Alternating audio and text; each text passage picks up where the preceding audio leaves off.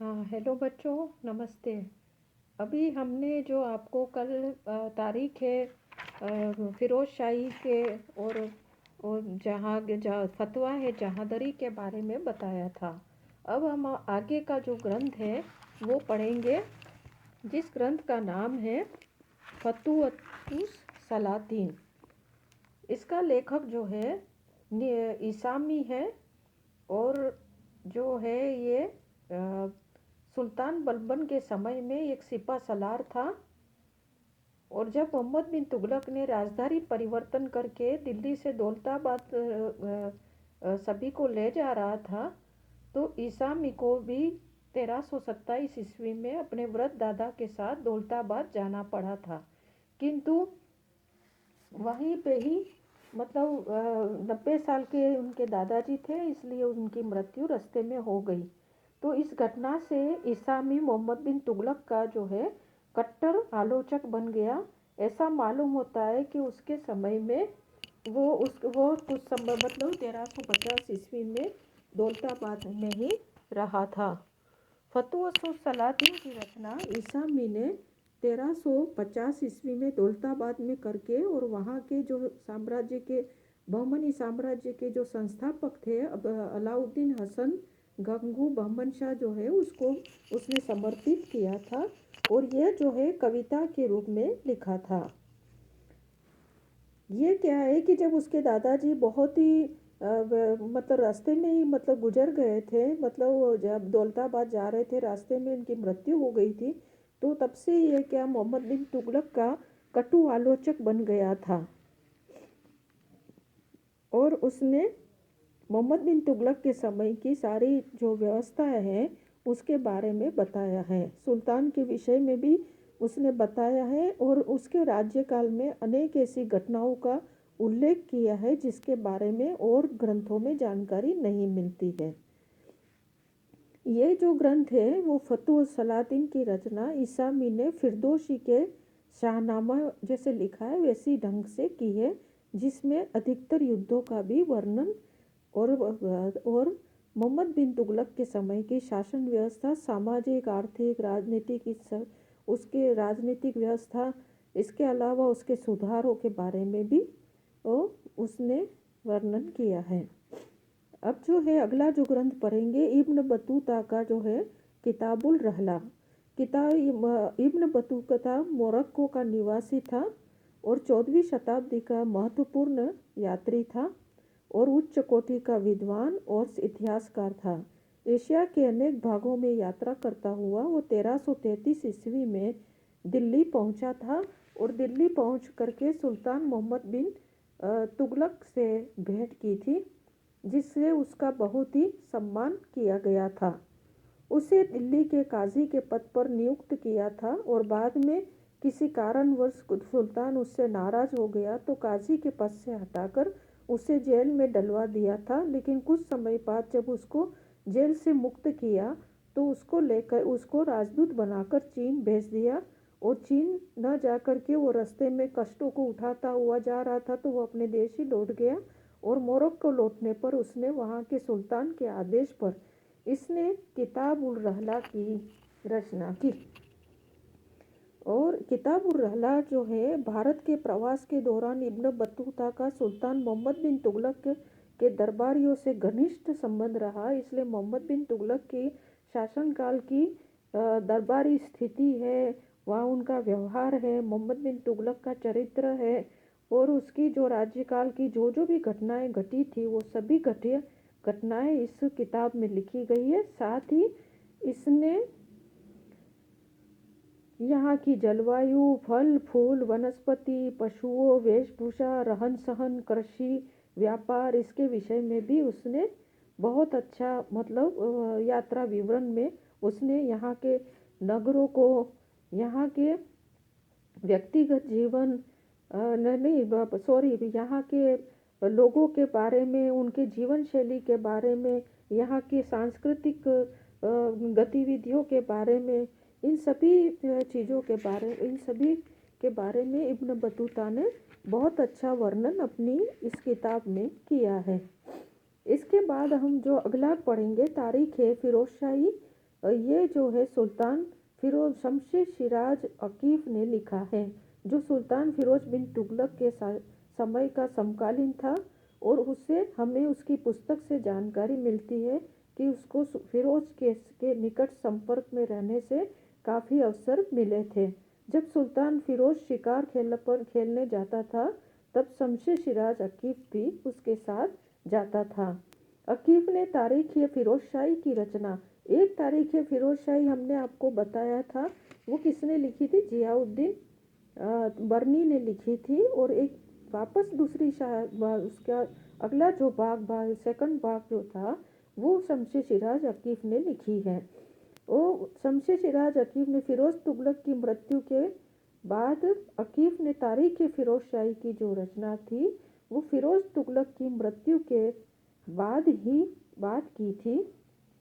इसमें पूरे फिरोज तुगलक के समय की 1351 से लगा करके 1388 ईस्वी तक का पूरा वर्णन, उसकी धर्मनिष्ठा, इसके जो सार्वजनिक कार्य थे, जैसे कि उसने भवन निर्माण, नहरों का निर्माण कराया था, और उसने खेती व्यवस्था में किसा मतलब जो सुधार किए थे, ये सारी चीज़ों के बारे में लिखता हुआ वर्तमान समाज मतलब उस समय की जो तत्कालीन सामाजिक, आर्थिक और राजनीतिक दशा के बारे में इस किताब में लिखा है। लेकिन कई कई जगह पर फिरोज शाह तुगलक को की बढ़ चढ़ा करके तारीफ भी की है। फिरोज शाह तुगलक को एक बहुत ही उदार और न्यायप्रिय राजा भी उसने बताया है अपने इस ग्रंथ में। अब अगला जो ग्रंथ है फतूहात है फिरोज शाही। इस ग्रंथ को जो है ये जो सब जो ग्रंथ है, तारीख मैंने दो अभी बताया आपको, किताबुल रहला बताया था और फुतूह सलातीन बताया था, ये फारसी भाषा की रचना है। तारीख है फिरोज शाही जो शमशेर शिराज अकीफ ने भी फारसी में ही की है। अब जो अगला ग्रंथ है फतूहात फिरोज शाही, फारसी में लिखा गया ये ग्रंथ है।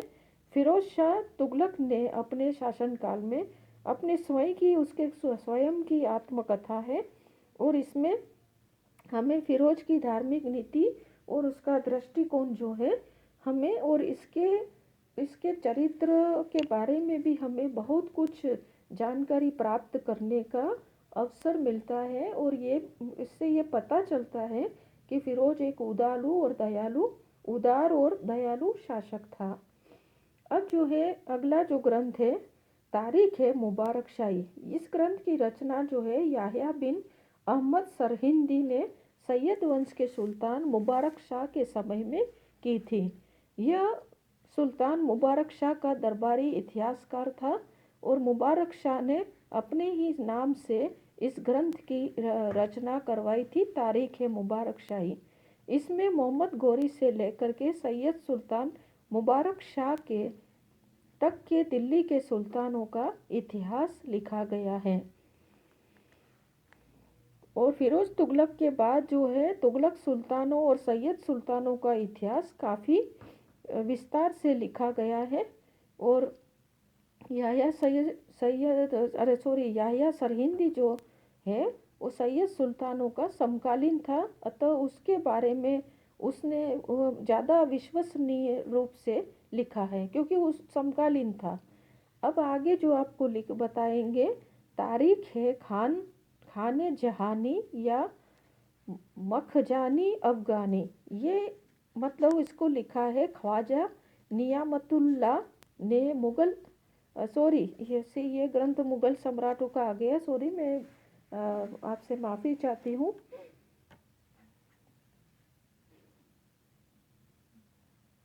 लेकिन हम हाँ बता सकती हूँ मैं, हाँ, क्योंकि ये इसमें जो इस तारीख ए खान जहानी या मखजानी अफगानी, इस ग्रंथ का लेखक है ख्वाजा नियामतुल्ला, मुगल सम्राट जहांगीर का समकालीन था।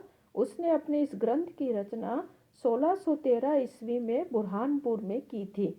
नियामतुल्ला खान ने दिल्ली सल्तनत के अफगान सुल्तानों जो ने लोधी सुल्तानों का इतिहास लिखा है। और यद्यपि नियामतुल्ला लोधी सुल्तानों का समकालीन नहीं था, फिर भी लोधी सुल्तानों के बारे में वृत्तांत बहुत ही अच्छा लिखा है, तो ये बहुत महत्वपूर्ण ग्रंथ है।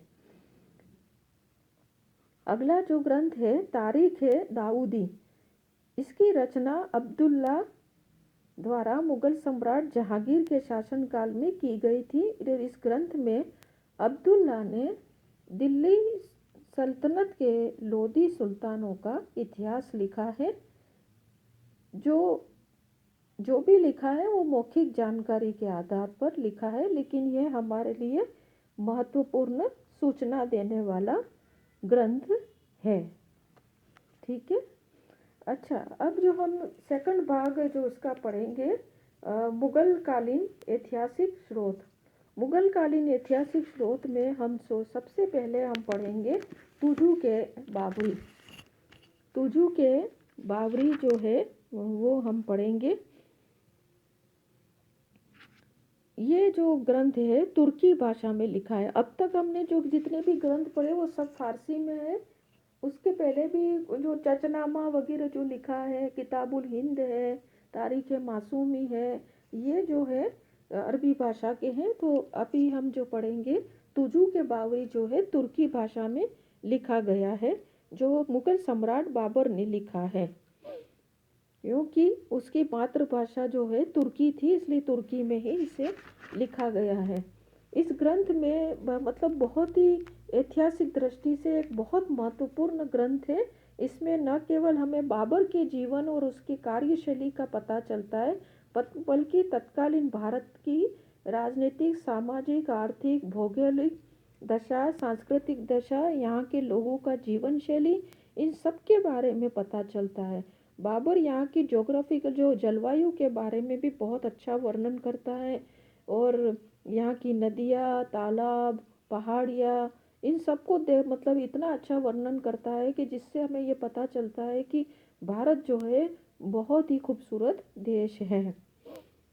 इस तरह से बाबर के ने इस ग्रंथ में अपने फरगना के शासक बनने से के बाद जो भी उसे जो जो कष्टों का सामना करना पड़ा था, ये सारे कष्ट अपने उसने, क्योंकि बाबर का जीवन बड़ा संघर्षमय रहा है।